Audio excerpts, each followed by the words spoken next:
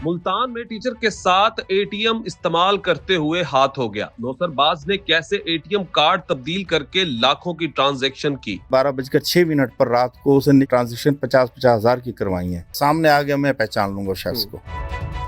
अस्सलाम वालेकुम नाज़रीन, मैं हूं सलमान साहब और आप देख रहे हैं उर्दू पॉइंट। मुल्तान में स्कैम का एक और हुआ वाकया। मोहम्मद अनवर मुबशर साहब हमारे साथ मौजूद हैं। ये एक गवर्नमेंट टीचर भी हैं।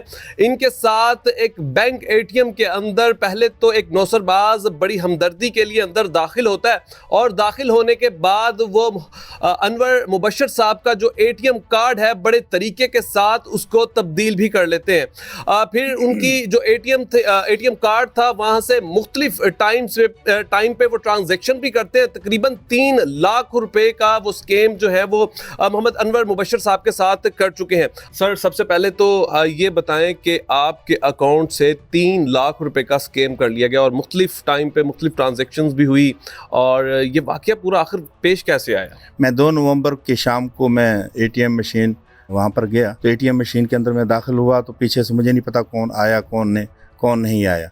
तो एक नौसरबाज ने आकर मेरे एटीएम का जो पिन जो नंबर होता वो भी उन्होंने देख लिया, और उन्होंने आकर मेरा जो कार्ड है वो भी उन्होंने एक तरीके से चेंज कर लिया। मैं समझा कि दोनों कार्ड एक जैसे हैं।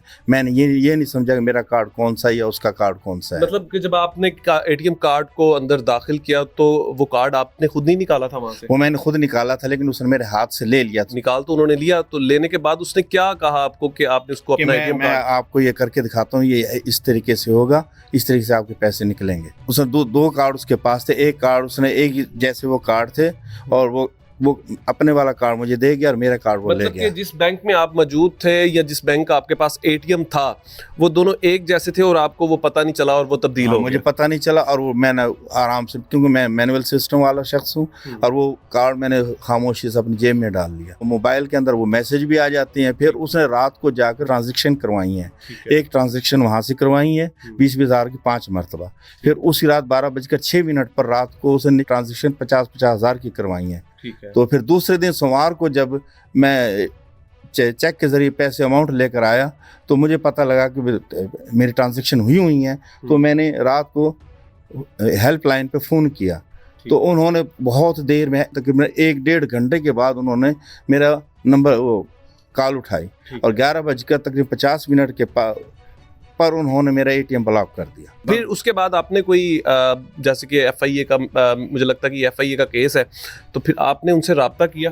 फिर मैं दूसरे दिन मैं साइबर क्राइम्स के अंदर गया। वहाँ पर उन्होंने कहा जी हमारे केस नहीं है। मैं फिर शाहरुख आलम थाने में आ गया, क्योंकि वो हदूद उसी में आती है। तो शाहरुख आलम थाने में उन्होंने हमसे कोई लिफ्ट नहीं कराई। फिर मैं अपने सवाबदीद पे और फिर अपने तौर पे किसी से मैंने फ़ोन किया और उन पे प्रेशर डलवा के उनसे मैंने फिर ये एप्लीकेशन उन्होंने लिया। फिर ये 1 हफ्ते के बाद ये फिर अब आपकी एप्लीकेशन कहाँ पे है? अब मेरी एप्लीकेशन इन्होंने थाने वालों ने मुझे एक वो चिट दी है, चिट देकर, और वो एप्लीकेशन मैंने साइबर क्राइम्स वालों के पास है। मतलब एफआईए के पास? एफआईए के पास है, और वो उन्होंने हमें सिर्फ उसका डायरी नंबर दिया हुआ है। सिर्फ डायरी नंबर दिया। अभी तक कोई कार्रवाई हुई? अभी तक किसी किस्म की कोई कार्रवाई नहीं हुई। अब देख लें, 1 हफ्ता इस बात को गुजर चुका है।